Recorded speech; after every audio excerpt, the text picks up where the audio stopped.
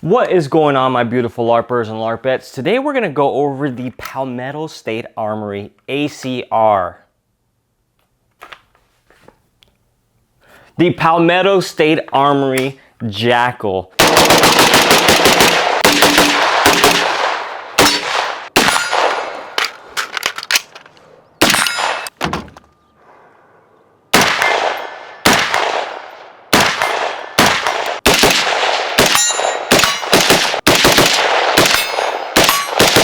Now, I never really got my hands on one of these up until now, but I did shoot quite a bit of them over the years, I think. Yeah, it's been out for a couple years, right? So I shot them at SHOT Show, I shot them at TriggerCon, I shot them at a lot of different events, but I just never got my hands on one. But thanks to Palmetto State Armory, they finally got one in my hands to review and give you guys my impressions of this thing. Now, before I go over my impression of this rifle, I just want to go over the details on this specific one right here, just because I know Palmetto State Armory makes a bunch of flavors of this. They have different colors, different calibers, different barrel lengths, of all that good stuff. So starting at the front on this one here, you get a 4-prong flash hider that is chemo compatible. I believe this is a JMAC Customs muzzle device here. So this is pin and welded on a 13.7 inch barrel here. This is a chrome moly,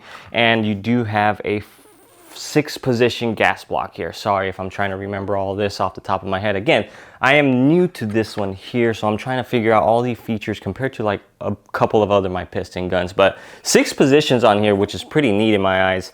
I don't have a chemo compatible suppressor. I usually run Surefire or Gemtech, so I have to buy that mount. I mean, there's a couple of options I can do. I can kind of send it in and get the pin and weld cut out of that, and pin and weld a new Surefire device or a Gemtech device on there, or just pay, I think, $250 for a chemo adapter. I'm probably going to go that route because it's going to save me some more time and headache. But you got 6 gas settings right here, so when I do run it suppressed, I'm probably going to do another update video for you guys just so I can see how it's running suppressed. I haven't ran this one specifically suppressed, but I have ran other suppressed. And I could tell you from my experience running those, they're a little bit gassy. So I gotta try to mess with it and see what kind of ammo I can run through it. You guys that own the JAKL, do you guys have any issues with the gassiness coming out of here? Or is it just me that I just kind of a wimp when it comes to the gas? So the rail here is probably the biggest reason that I wanted to go with this one here. So you got a quad rail here, like a partial quad rail, I guess, but you have M-lock slots right behind that. This here, I think, is more aggressive looking than the other JAKLs out there with that full M-lock rail at the bottom. I just like the way it looks. I don't know what it is about having a quad type rail up front that it just makes it look cooler. So I don't think I'm gonna actually put anything on the front of that though. I just want it for the looks.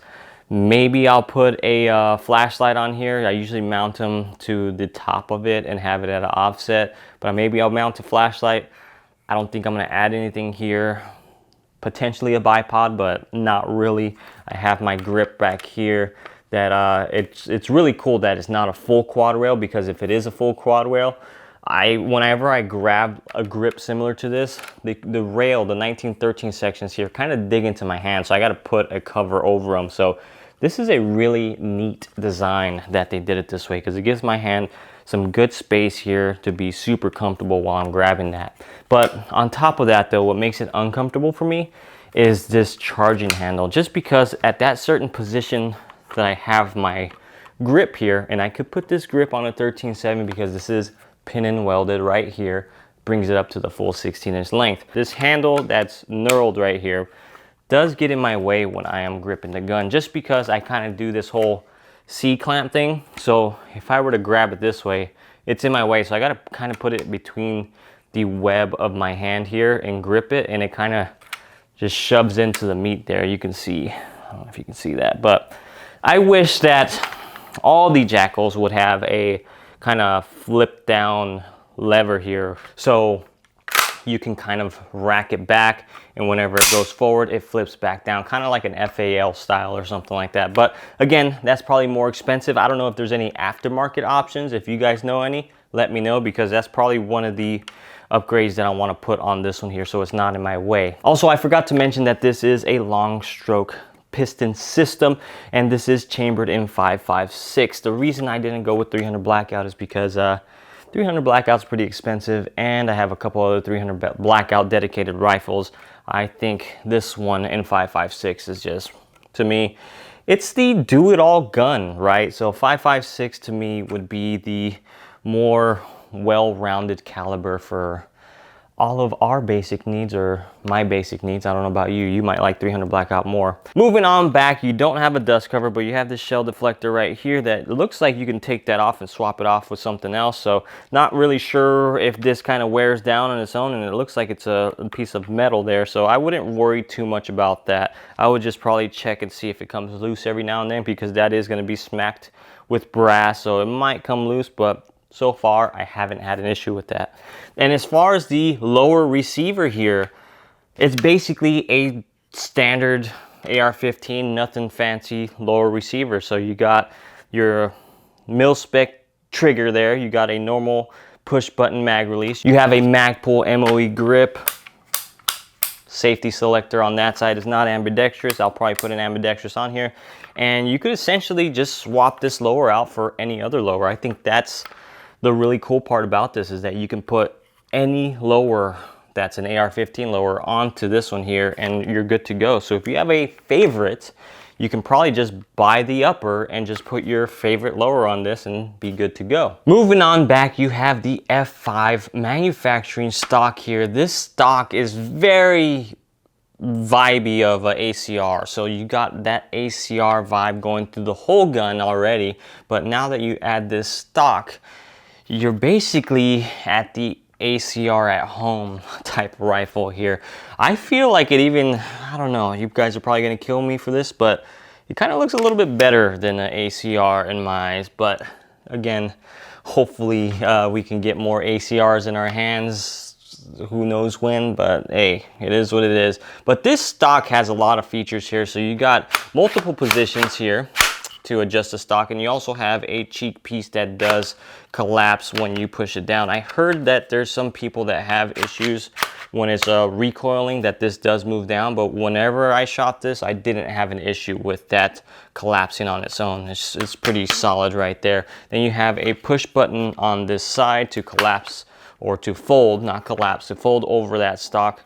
Then it has this little section here, tube section, that I feel like you can stick batteries in there. So, or you can kind of put maybe a beef jerky stick or something in there to keep you going while you're trekking in the woods or something like that. But you have a very nice folding, collapsible ACR-ish stock right there. On this stock, you also have a QD attachment point right here and on here. And then I didn't mention at the front, you do have a QD attachment point on the right and the left side as well. But that's pretty much all the features on this specific JAKL here. This is a really, really cool looking rifle. The aesthetics of this always turned me on. I just never got one because I had MCXs, I've had PWS long stroke pistons, I've had a couple of other long stroke piston guns, so I never really saw that I should get another, but I'm kind of kicking myself in the butt that I didn't, because I really, really like this rifle compared to, say, my PWS. I just like the way it looks. I'm a huge aesthetics guy, and the way this looks, like very ACR vibes going on here, is one of the things that I like the most. And I also think, as far as a piston gun goes, this is probably going to be the best bang for your buck. I mean, this one here is $13.50 because I feel like this rail's adding the extra 50 bucks, because I've seen other ones that are the same thing with the non-pick rail version. They're like $12.99 or something like that. But I just like that you have a lot of options with the JAKLs now. When they first came out, you didn't have a whole lot, but now they have all types and flavors. So if you didn't want to pay $13.99, you could just buy the upper, put your lower, and you're good to go. This stock itself, I think, is super cool, just the design of it as well.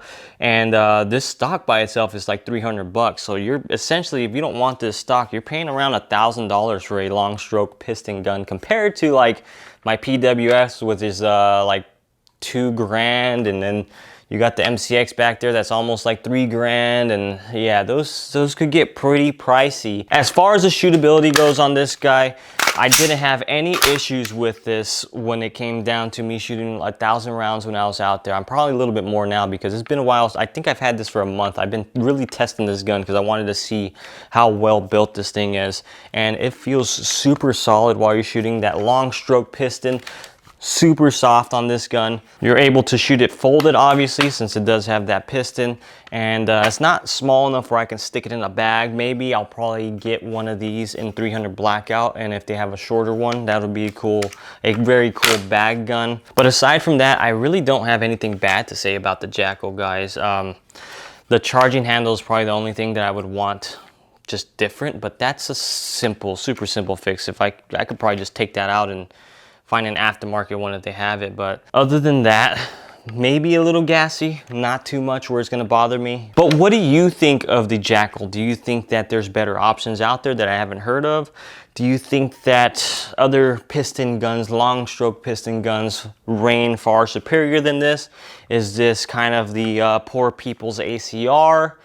Or is it just the new version of an ACR because we can no longer get ACRs in our hands? I think the JAKL has won a place in my heart, and I don't know why I didn't get one of these earlier, because I think this is going to be a very cool ranch gun to roll around in. I can have this stock folded and have this on my motorcycle or my go-kart or something like that while I'm rolling around on the ranch, or just walking through the forest looking for some skinwalkers, you know. So thank you guys so much for sticking around. I really appreciate you all. Love you all. Catch you in the next one.